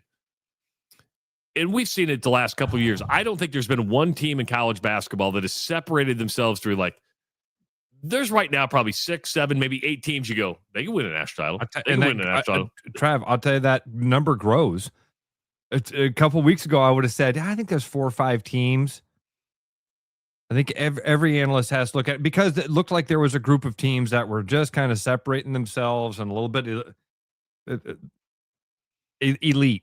And I don't think after this weekend, I look and go, all these teams are vulnerable. They could all lose. But, man, it's still February. There's a lot of basketball. There's a lot of tuning up that's going to happen. There's not much basketball left. I mean, Iowa State's got 3 games. I mean, for these teams, Travis, here's what I mean by that. For Iowa State, okay, losing tonight, that sucks. Knocks you off that one line. It's a bad loss. What's it mean? They're not going to lose tonight, though. They're not going to lose tonight. They're not. Hear me out. This is what I mean by there's still a lot of basketball for those teams that are at the top. There is still time. You can make mistakes, and you're still going to be in the tournament. And you've got there's still a lot. Other teams that are nearing that bubble conversation. There's not a lot of basketball left for them. You got to play really good basketball right now. That's what I guess I'm trying to get at. Okay, and that makes sense. You've got time for some of those big teams if you stumble. But yeah, you can look at these upper echelon teams and go, you can stumble, and that's going to cost you maybe a 1 seed down to a 2 or a 2 down to a 3. There's not even at this point in the season, Iowa State's not going to go from a 1 to a 4. That's not going to happen. So let's talk about Kansas for a minute, because just look dead against Cincinnati, and then come out and beat Houston. And they beat Arizona earlier. Beat Iowa State earlier. You're right. They've gone. It's what a yin and yang, Dr. Jekyll, Mr. Hyde team that is. And I don't necessarily think it is based on whether or not Peterson is in the game or not. But I do wonder if that thing is playing an impact. Explain that to me, Trav. I wish I could. I really wish I could. Kansas now 21-7 on the year. They dropped 6 spots. They went from down to number 14 in the country. Now losing at home because they lost at home to Cincinnati. They got thumped in that game. And then the voters go, well, they're not that good. Then they thump Houston, and you go, well, okay, maybe this team is good. They lost, some games early. Kansas is just going to be one of those teams you don't want to play when it gets to the tournament. They're probably going to be maybe a 3, maybe a 4 seed. They're not going to go any below than a 4. We're going to have our bracket challenge. How far are you taking KU? Call it now. Kansas to the... I don't think I can say it until you see the matchups. I don't think I think you have to look at the matchups and go, okay, what makes sense, what doesn't make sense. That's the crazy thing about the NCAA tournament. You could have one bracket that that's just a bad matchup.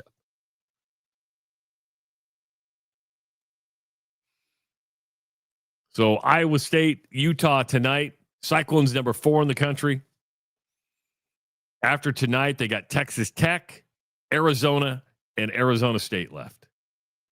Should win 3 of the 4. Those 4, I agree. You go 4-4, you've solidified your number 1 seed. Yep. But you have to go to Arizona. That's going to be a tough game. Either way, cruise control. Just cruise control here to the end. And then get to the tournament. Look at those matchups. That's where all the expectations lie for Iowa State. Doesn't matter until then. You know it's going to be incredible is that Big 12 basketball tournament. Oh, my God. Just sit back, buckle up. Every game. Not every game. There will be a couple. But get some of those losers out of there. It's going to be good basketball. I know you'll have an opinion on this. Okay. Boxing. What about it? Did you hear about the rematch? I saw you put this in the rundown. This is the very first thing I've ever heard about this. Like number 5 or 6 on the rundown today was Pacquiao Mayweather 2. Pacquiao Mayweather 2. September 19th at the Sphere in Las Vegas. Live on Netflix. You may have just sold me with the Sphere. Oh, can you imagine the possibilities of that? The replays, the advertise. If you're an advertiser, you're like, oh my God, we're going all out with the Sphere. But come on, Floyd Mayweather's 49 years old. Manny Pacquiao's 47 years old. Is this the best boxing has to offer? This is the Wizard of Oz at the Sphere. Like, oh, I've seen this a lot, and it's old, but it's new. Old but new. This is just old. There's nothing new about Manny Pacquiao or Floyd Mayweather. Tyler writes, is this presented by AARP? It should be. It absolutely should be. And yes, we're all going to watch it because no, we won't. No, we won't. No, we won't. You don't think so? No, I don't really watch the Jake Paul stuff. Jake Paul's different than Mayweather. I mean, these at least. Jake Travis, Paul to me is a sideshow. What is this? It's a sideshow. I needed to back that up. As soon as I said it, I knew it was the wrong term to use. At least we have established boxers here who had a legitimate career. I'm just saying, as boxing as a whole, there's nothing left. You had Bud Crawford, who retired, who you never promoted because he was in the wrong. Right. 99% of the population doesn't know who Bud Crawford is. Hell, 70% of sports fans don't know who Bud Crawford is. I don't disagree with you. And he was a victim of the way boxing promotes its fights. There used to be a time back in my day, you knew who the heavyweight champion of the world was. Being the heavyweight champion of the world was a big deal. I can't tell you who the heavyweight champion of the world is. I can't tell you.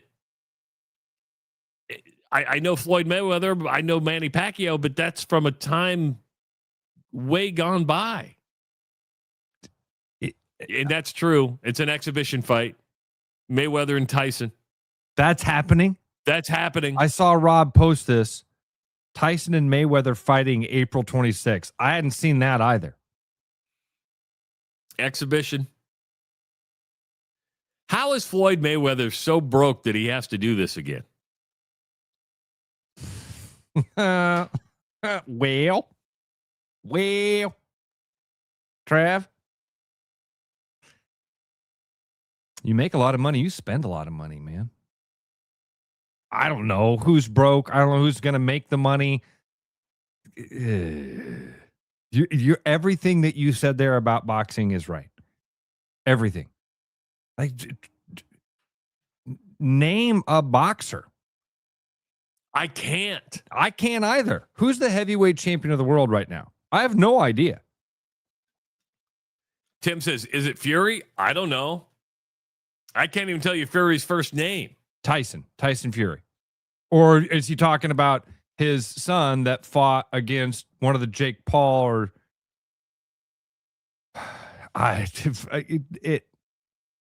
when you say I'm not watching this is a sideshow, they all are.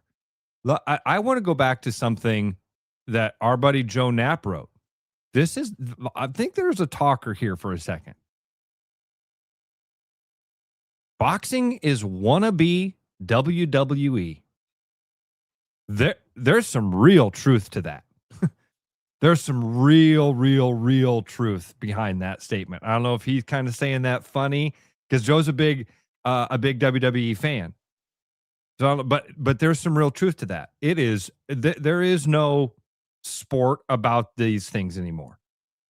There's no competition in what Mayweather and Pacquiao are going to do. They're not going to go in there and try to knock each other's heads off.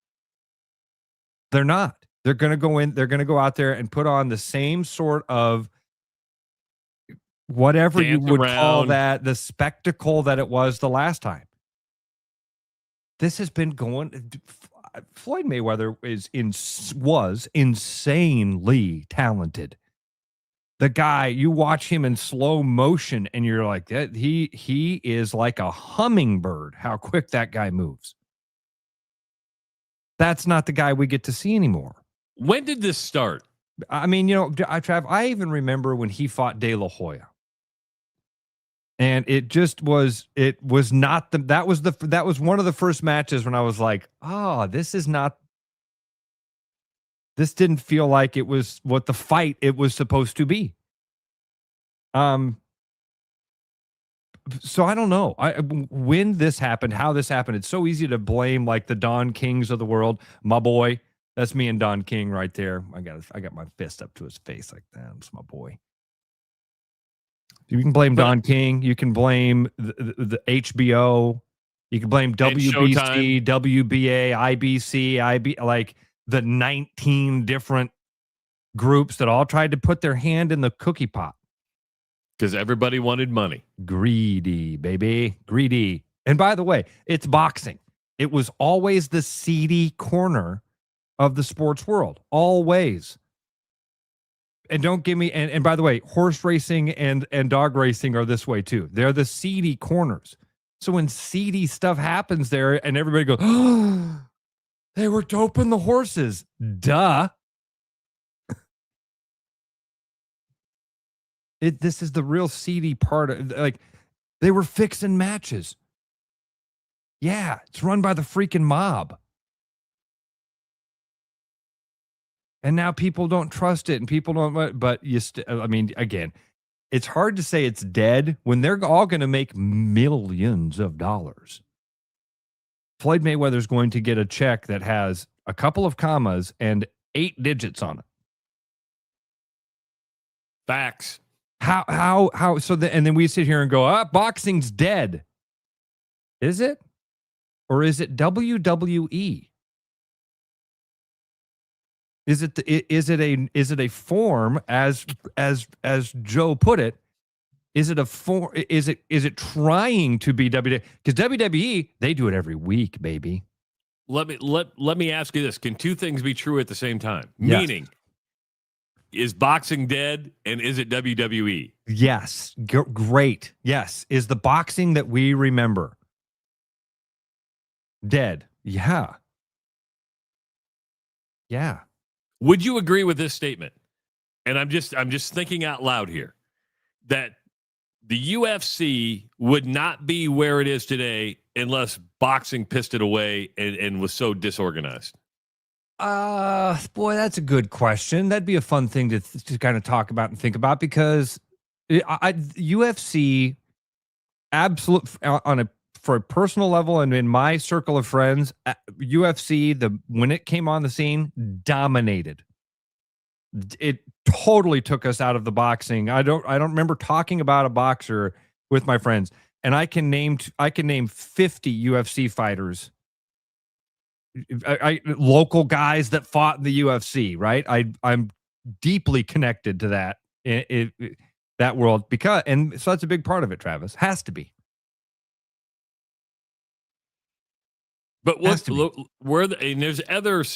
other places to fight, but basically, if you want to be known as the champion, if you want to be known as somebody, you have to go through the UFC. Yeah. And you already have fighters who are continually saying the pay of the UFC is not where it should be. When you look at Floyd Mayweather, going to go make $50 million or whatever he's going to make doing this, but they're running a business model and they have basically a monopoly on the fights. But you can't argue who the champion is. And they make you fight.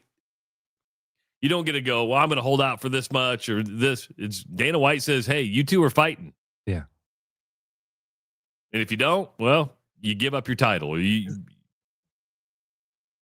Joe had another comment in here. It's a way back here, but I think that, just think about this for a second. And there's no debating what he says here as fact. If you've been on the internet and you go to ESPN.com, he says, look at ESPN. It showcases WWE way more than boxing. It showcases WWE more than most sports. I was watching it this morning, and they're doing an interview with the Undertaker interviewing another wrestler who's getting inducted to the Hall of Fame. I'm like, this is ESPN. Who freaking cares? You're in the Hall of Fame because you were a good entertainer. So many people care, Travis. It's wildly popular, and again, that's I think Joe's initial point there was it's all about the clicks. Well, it's not really it's not about sports. It's about sports entertainment. And he says, well, they have a partnership. But why do they have a partnership? Because of money. Click, click, click, click, click. Money. Yeah. Money. He says, ask your kids right now. And I mean, Eli, we never got into WWE in my house, but I bet if I were to ask Eli's friends or Eli's group of buddies, Eli's a big UFC fan. So I think he could probably, I was going to say, can you name more WWE fighters, wrestlers, or can you name more boxers? And the only boxers you can name right now are Jake Paul, some of the guys he's fought.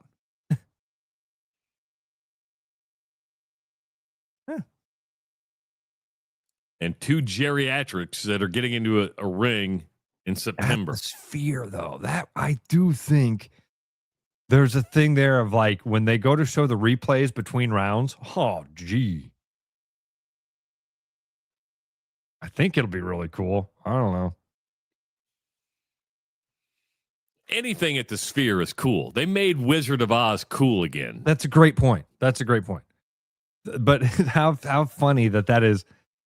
We're going to take something old and beat up and put some shiny new lipstick on it. And talking about the Wizard of Oz? No. Pacquiao and Mayweather. We're going to slap some lipstick on this old pig, grease it up so we can go wrestle again, roll it out there and cash our checks. What amazes me is that the Nevada Athletic Commission does not go, hold on for a second. You're 49 and 47. You've taken blows to the head that would severely injure and give CTE to most normal human beings. And they probably have CTE themselves. Do you really care about the health of a fighter? Do you really care? Yeah. Or do you care about them? Well, both. Again, both these things are true because they also realize that they're fighting each other. You're getting hit by another 49-year-old man. Good chance you could lose a wedding ring doing that. You're such a dick. You can lose a wedding ring when you're a 22-year-old man and throwing punches. That's true. Just saying. Just saying. Hey, folks, have you heard? The Iowa Lottery has a brand new game, Millionaire for Life. It launched over the weekend, and now you can go to your local Iowa retailer and purchase a ticket daily for your chance to become a millionaire for life. Sounds like a good deal. Matt Strawn was on here yesterday talking about Millionaire for Life. Don't forget to become a VIP club member to stay connected about all the updates. You can get all the details at iowalottery.com. Millionaire for Life, now at your Iowa Lottery retailer. Don't forget, coming up on, or go ahead. I do think before we bring in Brian Hardin, we should make one clarification about the Sphere. They can make a lot of things cool, as fake Bob Vanderplatz points out. They could not make you too cool.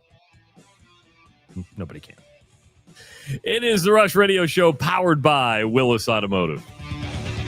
Game on, keep your edge with Body Armor Sports Drink. Bold flavors, electrolytes, and hydration that goes the distance. Grab Body Armor before the grind, during the game, and after the win. Body Armor Sports Drink. Hydration that's real and better for you. Pick up Body Armor Sports Drink on your next grocery store run or convenience store trip.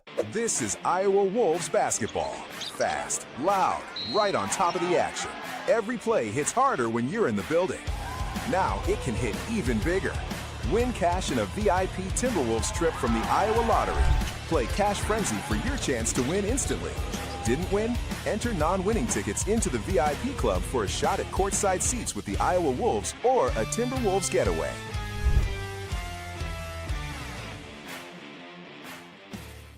Okay. And you said it makes that noise every time you accelerate? Got it. Right. And does it happen only when it's cold out, or does it also happen after you've warmed up for a little bit? And how does that make you feel? Is your car feeling a little down this February? Come on down to Willis Volvo Cars and we'll get her feeling good. To schedule an appointment, give us a call or go online to willisvolvocars.com. Hey, Tanner with Liberty Lawn and Landscape here. It may be chilly now, but before you know it, spring will be here. We are now booking for spring, so get a hold of us to schedule your next project today. Serving the Des Moines Metro, we specialize in a variety of services such as retaining walls, paver patios, edging and rocking, and much more. Now offering 3D renderings to show you exactly how your project will look before beginning. Liberty is proudly veteran-owned and ready to serve you today.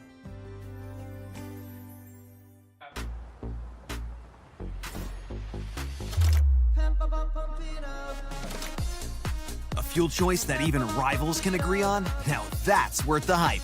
Pump it up with Unleaded 88. Hi, it's Noel. At Fiscus Jewelers, we're honored by the fact that our customers continue to come back on purpose, and that trust means everything to us. For years, we've been privileged to be a part of life's most meaningful moments, and we never take that responsibility lightly. We proudly offer the largest inventory in Ankeny, cutting-edge custom designs, including free CAD drawings, and a team that takes the time to get it right. Thank you for choosing us year after year. Fiscus Jewelers, your jeweler for life.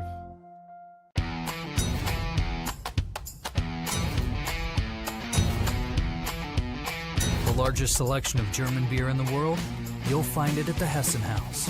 From Doppelbocks to Oktoberfest to Hefeweizens and Dunkels, there's no passport needed for the deliciously different beer and food at the Hessen House. So grab your friends and make it a fun night out.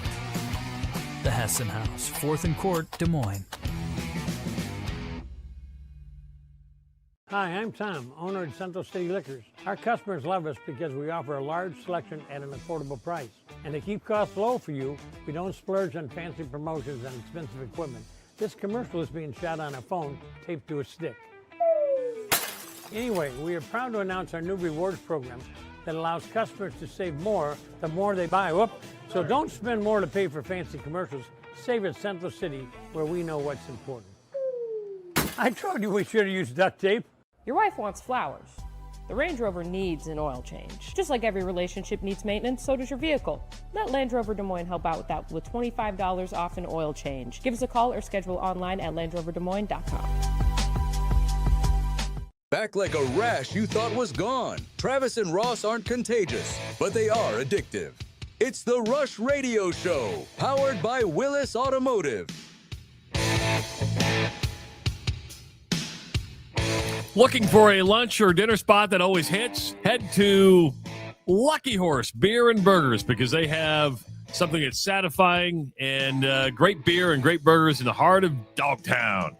Known for their stacked juicy burgers, crispy fries, delicious flatbreads, and ice-cold beer lineup, it's a perfect stop for lunch with coworkers or dinner with friends. Catch the game, relax after work, or settle for a casual night where the food is big and the vibe is always welcoming.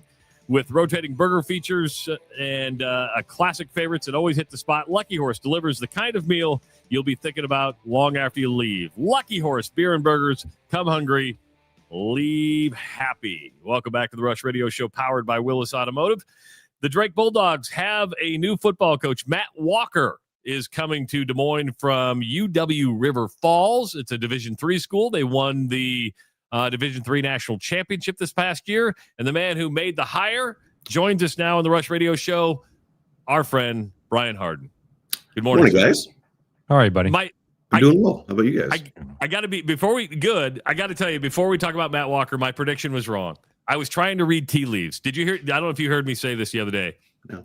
But when you were on last time, I was kind of following the social medias and people will like the interview, and Mitch Osborne happened to like the tweet, and I'm like, oh, I'm putting two and two together. Mitch liked the tweet. Joel's at Benedictine. I just made the proclamation that Joel was going to be the next head coach at Drake, and I was wrong. Did you contact him though? Did you contact him? Oh, I probably won't get into who we talked to. There's a lot of good coaches out there, and certainly Joel's got a good thing going down there at Benedictine, and is a good Iowa product as well. So it would have made sense to kind of follow kind of some of the hires that we've made here in the past. But no, it was good to kind of go through the process and kind of see just where the interest was, and kind of it's how it's gotten steadily better each of the last 2 years that I've had to do it for the sport. Can you walk us through the process and kind of when this started, how this started, how you whittle down those names or get to this point of making phone calls? Yeah, I mean, so it started like out of the blue, obviously with Joey leaving, and that was kind of a surprise to a lot of us, and so then it was just kind of, all right, let's quickly try to figure out what this looks like, and we always start our process here in the first couple of days of trying to meet with some team leaders. And so we did that this time around, and it was the largest group that I've met with out of any sport that we've had to do a coaching search for. In the past, I've had as few as one or two. I think the most was maybe last year's football. I think we had probably maybe a dozen guys in the room. This year, we're probably closer to 20. And it ranged in age from, we had freshmen in the room up to seniors who had their fifth year to come back for. And really, what I'm asking for in those conversations is just for their thoughts on kind of where we're at as a program. I really want to know, like, what are those traits and characteristics, and oftentimes they will find things that they really like about a coach and will include it in there. And sometimes they'll find things that they aren't huge fans of, and they'll say, "Gosh, it'd be great if we could have a coach who does this." This time around, it was, since we just did this 14 months earlier with probably half these guys in the room. A lot of similar answers. They first and foremost, they wanted a winner. They just really believe that winners win. And I think that they're right. And so they really kind of focus on that. They wanted to make sure they could continue to have a player-led program. They wanted that our football program's done a really good job of self-policing and doing a good job of like where the players hold each other accountable. And so we got a really strong group of guys there that have embraced that role. They want someone who has name recognition in the Midwest. I think they understand that for our football program, most of our guys come from within like a 5-hour drive of Des Moines. So we're heavy in Iowa, but also get into Chicago, Wisconsin, Minnesota are some key areas for us, but aren't afraid to get on a plane and go down and find kids in Phoenix or Denver or Houston, Dallas, Florida, Atlanta, Charlotte, those spots that have nonstop flights in and out of Des Moines. That's been kind of critical for us too. So the airport expansion is huge for us because that really helps a lot.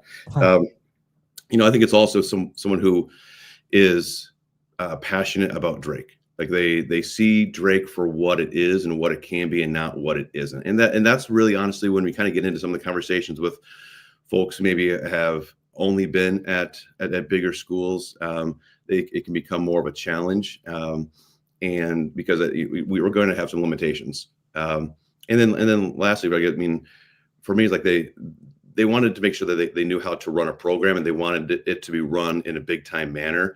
That was one of the comments I really liked about Joe. What Joe did and his staff was that one of the guys in there said that it felt like we were treated like it was more like a Big Ten or SEC program and that we weren't just some lowly non-scholarship program. They wanted innovative ideas. They wanted the ways that we were trying to incorporate our new strength and conditioning coach, who's done an amazing job in a short period of time of developing trust and relationships with those guys. And I think it really goes to being a head coach. And I talked to colleagues of mine and, really going into this process, I put a heavy emphasis on folks who had head coaching experience because unlike other sports, when you're coaching football, you're in charge of so many facets of a program that are just different than when you're coaching basketball or tennis or golf or soccer. You've got a staff of at least 10 other people that are responsible to you. And then you've got over 100 players. And it's just a different enterprise, being a coach of football. And so the difference of being able to speak theoretically about what you want to do versus actually speak in practice of what actually happens, there's a gap there. And with the team we have coming back next year, 17 returning starters, 37 guys in our 2D from the last game of the year, I really did not want to miss a beat and go through some growing pains of having to have someone who did not have head coach experience. I always wanted to jump in because I do think we've got a chance to do something really special next year. So Matt Walker is your hire. He comes from UW River Falls, the Division III national champions. What stood out about him? It's obvious when you're in Division III, there's no scholarship, so there's that. He's been there 15 years. Was that the hardest thing? Is like, hey, you've been there 15 years, but you're leaving something comfortable and it's working. What made him stand out to you? Yeah, I think I try to be a student of kind of where I'm at, and historically you kind of look at the success that Drake has had. We've had when we've had some of our best programs, it's been coaches who had sitting head coach experience walking in the door, and a lot of them had D3 ties. Rob Ash had D3 ties. Chris Creighton had D3 ties. There are folks there that had great success at Drake, and that understood the non-scholarship. They're used to going into people's homes and saying, "Hey, listen, you're going to have to pay full freight for your kid to go continue to play college football," and that could be a tough conversation. So I think that having D3 roots is a really good thing. You learn how to do more with less at the Division III level, and then when you come up to our place, we've got a few more bells and whistles. We got a few more staff members around to help out, and so it really allows someone to really kind of focus in even more on coaching football and building those relationships. I think that with Matt Walker, so that he had that piece. He's been there for 15 years, and his first 9 years were not great. And he's really honest about it. They had teams that won 0, 1, 2 games. I think he won something like 27 games or something in his first 9 years. So it wasn't. Wow. They weren't lighting the world on fire, and he used COVID to kind of press the reset button and realize what he was trying to do was not working. He was in a Division III conference, so like the equivalent of the Big Ten. When you've got Whitewater and Oshkosh and La Crosse and Platteville, you've got programs that are investing more, that have greater history and tradition. and he was trying to play the same type of game as them. And like you can't do that. That's just you're going to lose. And so he had to zig when others were zagging. And so he used that COVID time period to kind of just rethink everything that he was doing offensively and defensively, and moved around some people on his staff, and kind of came back with this up-tempo offense that snaps the ball faster than anybody else in college football. Like every 20 seconds, the ball's getting snapped, and it really worked. I mean, they averaged 42 to 44 points over the last 5 seasons, while their defense was giving up less than 20 points a game, and so they found something that worked for them. And so that's why a combination of his experience, his willingness to evolve and to adjust, and be able to kind of find things that would work for him at his school, I kind of just spoke to me in terms of that. He is creative. He's not stubborn. He's got experience coaching in the Midwest, and has found a recipe that has worked at a program that historically had not had success. And so now, if he can come here and you can add that kind of the entrepreneurial spirit into what we already have right here, that's what kind of made me optimistic about what this can look like here at Drake. It kind of reminds me a little ways. I know it's very different situations, but that longevity to survive 9 years when you're not winning, I think says something about your character in college sports, that they stuck with him. Kind of reminds me a little bit of Darren DeVries. He spent all those years at Creighton, and there's a lot of familiarity there. Was it a similar conversation in that way of like, hey, we're gonna provide you an opportunity? I mean, I know very different, because he was going from being an assistant to being a head coach, but that familiarity with the town, you're raising your family, you've really got 15 years of 20 years of roots in this community.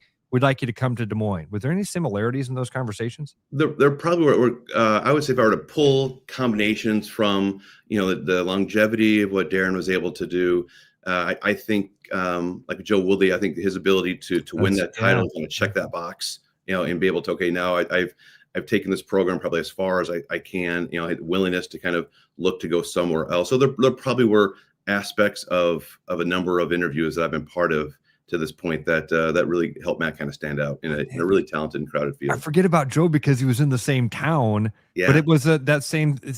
You've done that a couple times. You've had to go into places and say, "Hey, you got deep roots here. Let me start digging." Yeah, I mean, Joe turned me down the first time I asked him, and so then I asked him earlier in his title run last year to do it, and he came over and we had a conversation, and he just wasn't able. He said no, and so then we kind of continued on our search for a little bit, and I talked to his brothers and said, hey, nudge him. He needs to do this. And then once they won the title, then we circled back about 24 to 48 hours later, and we're able to get it across the goal line at that point there, because he had gotten to check that box, whereas before it was still an unknown whether he could do that. And so it was that was probably a little something different than some of the other experiences I've had through research at this point. This is going to be a dumb question, because I think I know the answer to it, but but Drake football is different than maybe everything else. Does a coach at this level bring in his entire new staff? I saw Kyle Kemp is going to go to the Denver Broncos, but you look at all those other assistants who may not have a landing spot. Are there? How does that work? Or does a coach say, "Hey, sorry guys, we're starting over"? I mean, yeah, it's that is the really hard part about this business, and really the timing of it all. I mean, because the typical hiring cycle for football coaches is December and January. That's when all the movement happens. It happens right after the season, and then building up to and around the coaches convention that happens in January. And so for this to be going on here in the second half of February, that's hard. That's really hard on these guys. And to Matt Walker's credit, I mean, he's been really good in his when he met with the staff on Sunday night, and then again he met with him. He's in town now, so we met with him in person yesterday. He's told all of them, and even the team, just how sympathetic he is to what these guys are going through. They didn't sign up for this. All our assistants did was come in, develop amazing relationships with our guys, kick butt on the field, and now kind of be left in limbo as to what happens in the second year. There will, what I told all the coaches, all of our current assistant coaches, that we'd go into the search and we would expect all of our coach candidates, and eventually our new head coach, to come in and to have meaningful conversations with everybody on the staff to see if there was a path forward that we could keep them engaged in and around our program. And there will be some guys that I'm sure coach is going to want to bring with him from his previous stop. There are some who's going to stay up there. For instance, his defensive coordinator at River Falls was just named the interim head coach up there. And there's going to be probably some folks who have a chance to have their positions elevated. There's going to be some that, probably more on the offensive side that are going to want to, that Matt's going to want to come down here. And so then it just becomes a conversation of, okay, how flexible are our coaches in terms of maybe learning a different position, and just to be, because that young group, they are really good. It's a really talented group. Joe did a great job of assembling a really good group of guys. And so we're going to lose a couple of them. Kyle is moving on. We've got another guy who I'm not sure if it's been announced yet, but he's another one of our assistant coaches is taking a job somewhere else too. But I think that the rest will get a real chance to try to stay on in some capacity if they choose to. And if not, then if they've got folks who certainly will try to help them find that next spot. So he's going to be introduced on Sunday. That'll be his formal introductory news conference. Ross, maybe you can try to get him on next week. Yeah, well, I'm going to have Justin. Justin's going to be co-hosting with me next week while Travis is in Italy. So that'll be a perfect. That'd be perfect to have him on next week. So I'll reach out to you, Brian. Have you give me contact with him next week? Okay. So I want to have another conversation. We were talking about Sacramento State earlier on, and I want to talk money with you now because I'm trying to figure out the numbers that Sacramento State is trying to make fix to go to the MAC, which they're saying is close to $1 billion over 5 years of economic impact. So that's funny, man. A lot of fuzzy math, if you ask me. Thank you. Thank you. We thought the same thing. So if you could help us out, when Drake makes the NCAA tournament, so you're going to get the units from the Missouri Valley Conference, and I forget how long that goes, but then you also have exposure. What is I'm sure you guys know, what is the true economic impact of just for Drake to make the NCAA tournament? And when you talk media exposure and actual hard dollars, is it $1 billion? The economic impact, it's economic impact. And this is where, having like Trina Flack on from Catch Des Moines or somebody who measures economic impact is something that, I always kind of wonder, like, how does that actually come to fruition? How does that really the case? I mean, we've got a number that says that, the Drake relays each year provides on average $13 million of economic impact back to Central Iowa in the form of everyone who's coming in, the teams that are buying hotel rooms to meals, and you factor in all this stuff, that all the guests that are coming into town that wouldn't otherwise be here. It's like a $13 million impact from just that one weekend in April that Drake Relays provides. Then there's ways that you can avoid. You always see athletic departments put out the announcement of, when our team went on this miracle Final Four run, the earned media it produced was, $60 million, back to the school. And they pull out and find ways to kind of say, well, based on the new web traffic we had and the time, we had this 2-hour commercial essentially on CBS, and this is what it values to be, and here's what the ratings were, and they, take all these things and extrapolate out, and there's dollars attached to it. I've seen kind of loosely kind of what the Sac State president is saying. He's an interesting dude.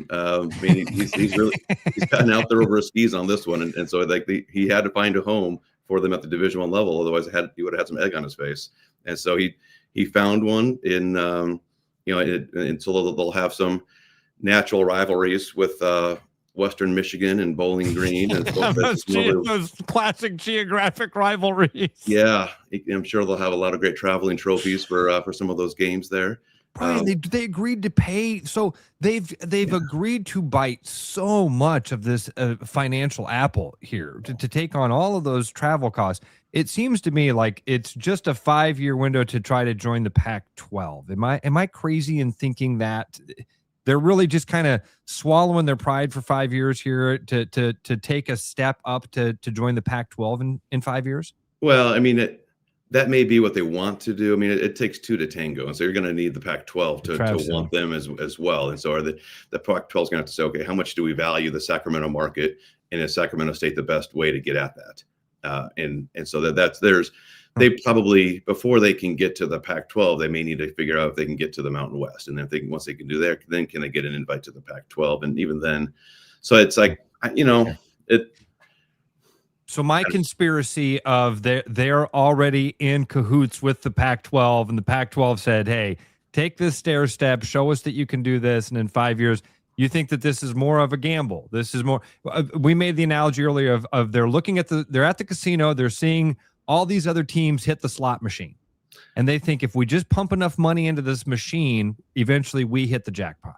Yeah, I think that part of that is correct. I think that this notion that they're trying to deliver a proof of concept to the Pac-12, it certainly makes sense. Now, I would probably stop short of saying that maybe the Pac-12 told them that they needed to make a step like this. I think that they probably are saying we've got to just get our foot in the door at the FBS somehow, some way, and this is our entry point, and we know it will lead. Once we get in here and we show everybody that we're serious about this, then we'll be taken seriously. And so I think that that's probably maybe more of what it is, and so I can't imagine they're going to be a lifetime member of the Mid-American Conference. I mean, I just can't imagine. That's crazy. It is. I worked at Ball State earlier in my career in Muncie, Indiana, and there's just not a lot of nonstop flights between Muncie and Sacramento to get your softball and soccer and volleyball teams there. And so it's like, what is that going to look like over the long run?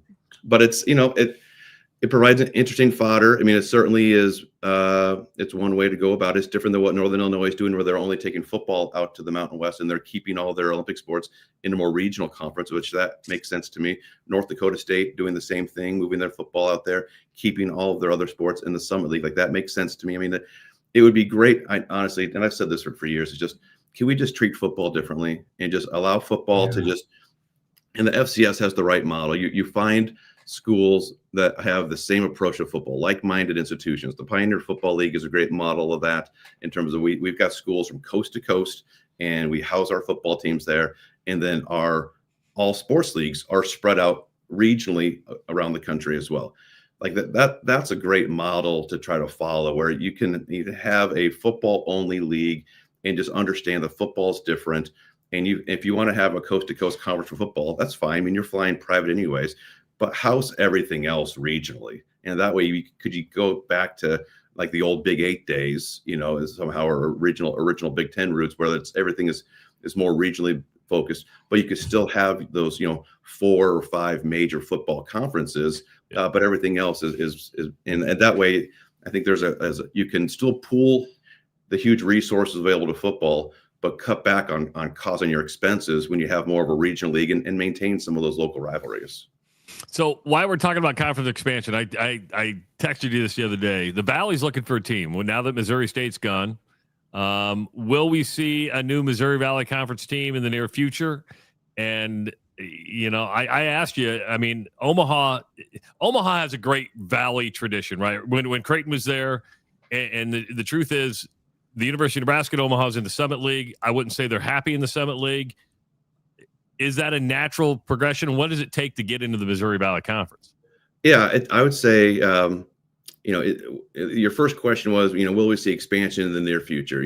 Near future is a subjective term. I don't think it's immediate.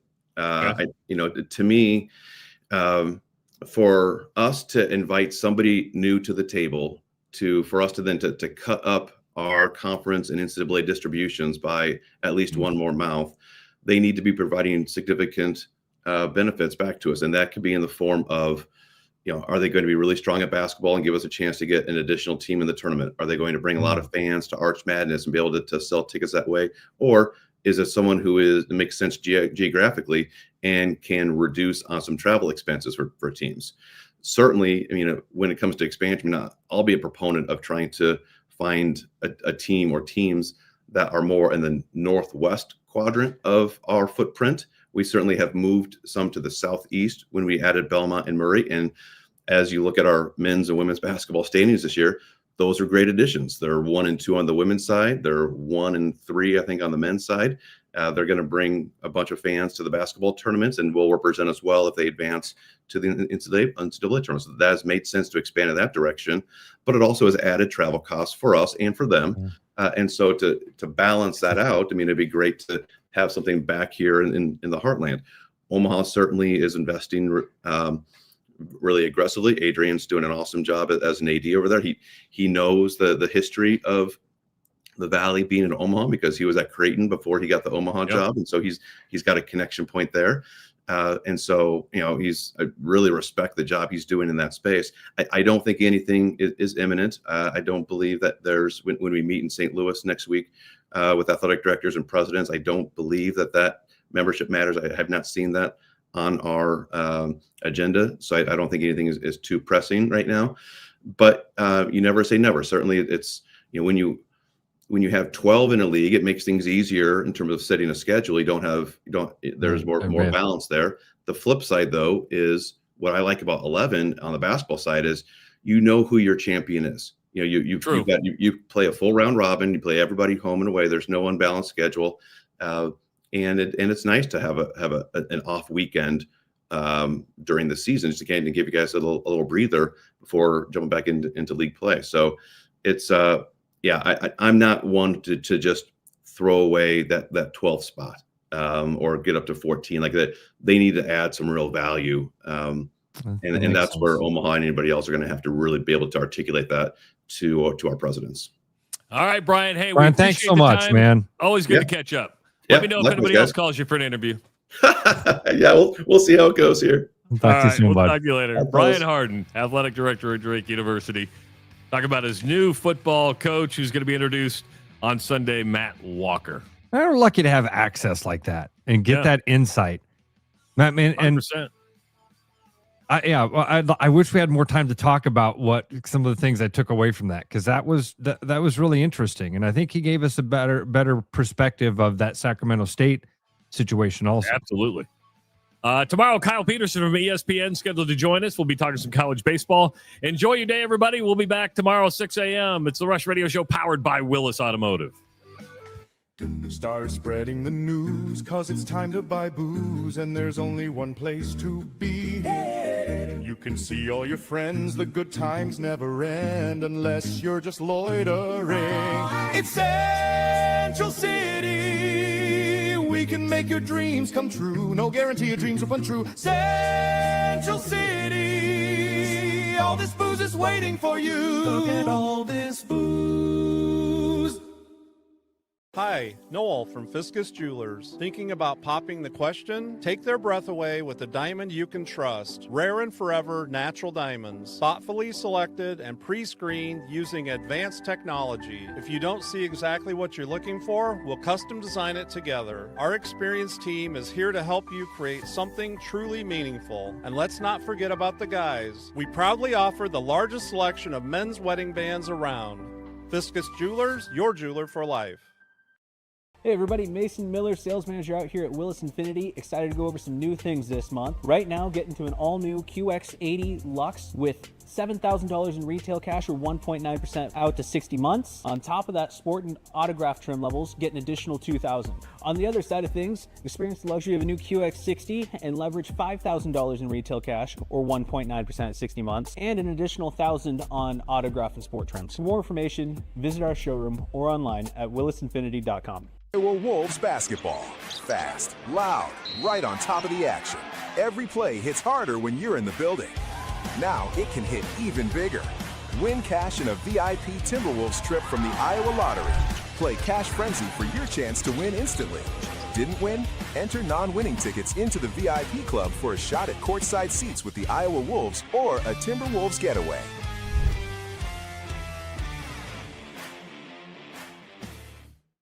Game on, keep your edge with Body Armor Sports Drink. Bold flavors, electrolytes, and hydration that goes the distance. Grab Body Armor before the grind, during the game, and after the win. Body Armor Sports Drink. Hydration that's real and better for you. Pick up Body Armor Sports Drink on your next grocery store run or convenience store trip. Missing a quality, home-cooked meal? You know, the kind Mom used to make? Lucky for you, we found her recipe book. Welcome to the High Life. Welcome to the Champagne of Bars. Back to the Rush. Strong opinions, weak filters, and just enough sense to stay on the air. It's the Rush Radio Show, powered by Willis Automotive.